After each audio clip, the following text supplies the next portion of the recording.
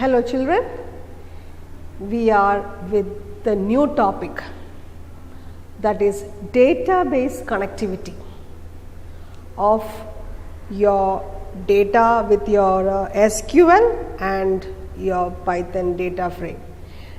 It can be connected with any Python's list, tuples, dictionaries, but the most effective way is to connect it with a data frame. That means just like the way you found your CSV file, your comma separated values, that is from your Excel file, you try to read it to your data frame and then put it back from your data frame to an Excel file.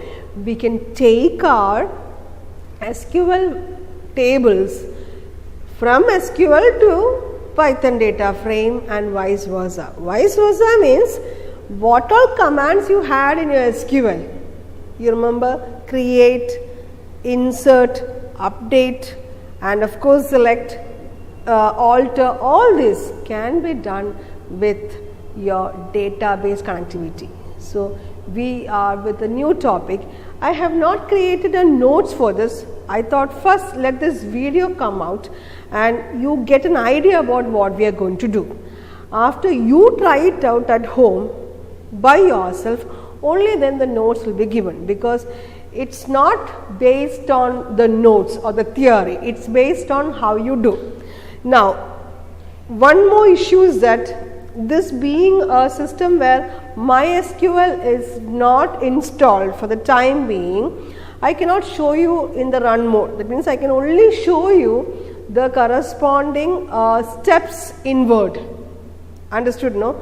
So don't take down the notes of this section, even if I am providing that along with our notes.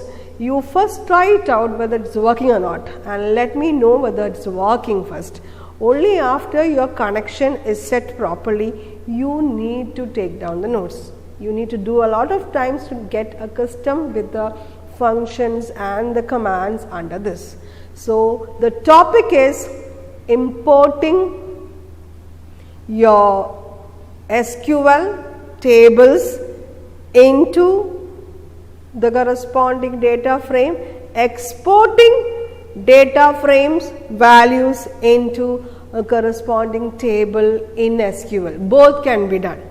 We will start with the easiest one, that is how to take an existing table from your SQL. For that, first of course in the system you need to have both Python and MySQL installed, don't forget. Then one important thing, let's move on to the topic.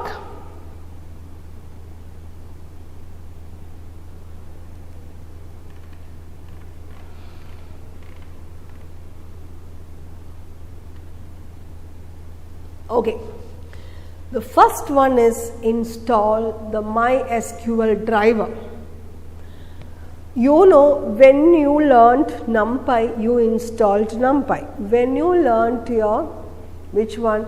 Data frame, you installed your Pandas or series. The first thing you learnt was series, that time you installed your Pandas. So in order to get a connection with two different applications, one is SQL and one Python, you need to set up a connectivity package, and that is your SQL driver. So Python needs a MySQL driver to access the MySQL database. So what will happen? Here we will use the same thing which we used to do with your installation, but this time with a little bit of change in the topic of that. See? Observe carefully. This is the path of my Python language from my home. In this system the path is different. If I take out my downloads and I try to open this,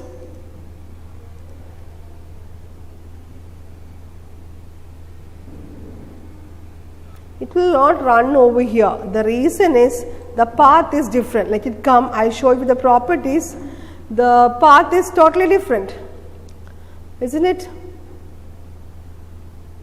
See, it's in C users admin downloads, this path, okay, and I have shown you with this. I'm not going to run this, I'm going to show you with Word only. The reason is, even if I run, it won't work because my password, everything is changed. Let me install here the MySQL. After that I'll show you. So first let me handle this with the existing. So the path is different depending upon where you have installed, there you have to give. So for me, I have created here. You can also try installing it under Python 36-32. That is where exactly your Python. You don't have to go to scripts. You can try with Python that section also, because I tried both way. I uninstalled and then reinstalled and tried, and both with or without going to that scripts folder. When I type this command, which command? Python, this one, Python -m pip install MySQL-connector. MySQL-connector is that particular software or the application package with which the connection is established, and that's it. Once you do this, it will show that downloading and installing and all those, and at the end it will come successfully installed. Only after doing that in the command prompt, you need to go to the next step, what I am saying, that is, you need to go to the ideally to write the codes, okay, now, so first step is install, okay. Second step, you have to create the connection. So the first thing is, you need to remember your username and password from your MySQL database. Now username will be by default root.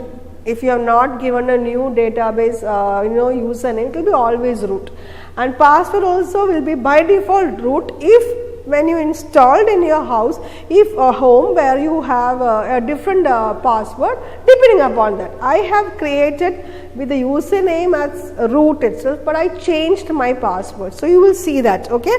So first code which you can see in that is import mysql.connector, because that is what you have just imported. Of course, here it is given with MySQL-connector, and here it is given MySQL.connector. It will work, okay. That's a package name, and it is from there I am taking it, and it is working. Don't worry. So if there is any change, definitely you would let me know, so I can just tell you, because when I tried, this is what I got it, and I followed that same style from your site called as w3schools.com Python MySQL. It is from here I found the most easiest way of accessing your SQL, because so many methods are given. So the most easy method I found it here. So the same examples or the same style is taken. Of course, our database is different, okay.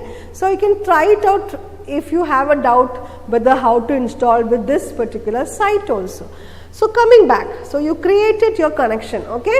You created your connection, and then you have to remember your username and password, and this is a statement. So after importing mysql.connector.connect, the same thing is given here also. See, the mysql.connector.connect, that is the function name. The MySQL is one particular class, another object, connector. Connect is the that particular, 1 minute. Yes, so this is that function with which you are going to create. Host will be always local host. Host equal to local host. That you do not have to change. Whereas username is what I told. You have to give the root, okay, and password equal to your password. There also you have to change your password. So step 2 is create a connection, and this is a step to create a connection. Actually, one more step is required, that is to access your corresponding database. You remember, you have a lot of databases. So you need to specify which database. I have not done that because I wanted to show you this first. So 3 arguments: host, user and password. Password, see, it's not password completely, that is a keyword, PASSWD. Okay, and here it is user and here it is host. So host, no change, you need to give the same thing, localhost.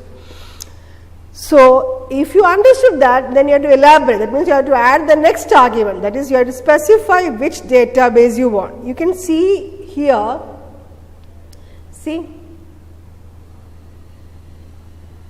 my host is localhost, user is root, my username, password is GB Devi and database is connect, CONNECT, all in double quotes I have given. Okay, and next one is, so you have established the connection. Next one is how to extract the values. For that we have 2 functions called as cursor and execute. Now what is cursor doing? They are the one which takes our SQL to your Python. So let's not discuss serious that statements of that. We'll move on to that code. So you will understand in a better manner. See, I have set my connection and that is stored into an object called as mydb, like a variable name. That means all these details are right now like a data frame, it is residing in mydb. That is host, user, password, everything is right now residing in mydb.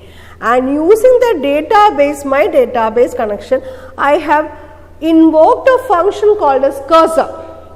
So in cursor you will have your existing databases, that is connects tables. You will be having a lot of table. I have EMP table, I have student table, etc., etc. And cursor will take all the table and that is stored into MyC, and from MyC you are trying to get the query properly. So myc.execute, it will select the existing values or it will execute the query which you have given there. So since my database connect is having a table already with EMP and some values are there, this will work.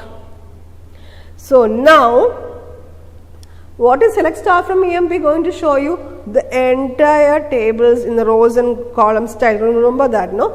So that has to be displayed using data frame, correct? So what is it? The next function is fetch all. The fetch all function from MyC, that is the table which you have already been stored, from that a specific table is already extracted. That MyC.fetch all will take all the records from your EMP and that is stored into another way, that is either as a dictionary or as a list, it is stored into RES. Now that dictionary will get converted into data frame. So you have pd.dataframe bracket, you have RES. So you created a data frame using your DFD. So when you print DFD, if such a table is already existing, you will be having this system or this particular code working and you will have your EMP records displayed. So what did you do? We tried to create a connection with SQL and Python. What is the first step? You need to install the driver or the package with where that SQL connection is there. What is that name? This one. Okay, you do that, install it, then go to your IDLE and start writing the code, and the code's final stage is what I showed in the end. What is the first thing? Of course, yeah, importing pandas we require and importing mysql.connector, and from mysql.connector that particular module contains a function called as connect, which has 4 arguments basically: host, user, password, database, with which your connection is established. Now it is our duty to find out how to extract the values. So for that you have this statement. What is cursor doing? Cursor will take the, what query you have to execute, that query's values will be stored using this Mysql. That is why you are taking a variable called as Mysql and you are saying using the function cursor. Like the function cursor basically does this. It is it's created by the connection. Cursor method, they are bound to the connection for the entire lifetime, and all the commands are executed in the context of the database session wrapped by the connection. This may be difficult for you to understand. If I am simply saying this particular cursor function, only if it is executed, you will be able to execute the commands under SQL. I hope you will be understanding what we are trying to convey. Or I can simply say any commands where with the SQL which is working properly can be imported or can be taken into a Python only with a cursor function. So first the cursor function is executed and its values are stored into an object. With that object you create this function called as execute, or you invoke, or you can say you activate the function called as execute, where you can give the query select star from EMP, and then you fetch the records. In order to fetch it, you need to get that function, the next function called as fetch all, and fetch all function stores all the records in RES. So what is Mysql? Mysql is the command of the object with which you can execute the SQL commands. And what is RES? RES is the object where the records are right now stored after executing select star from EMP, and that RES is converted into a data frame, and finally you print it. So in the next video I will try to install SQL and run it and then show you whether it is working or not. By the time, if by chance that video is not uploaded along with this, it is important that you try it out by yourself. Okay? Thank you.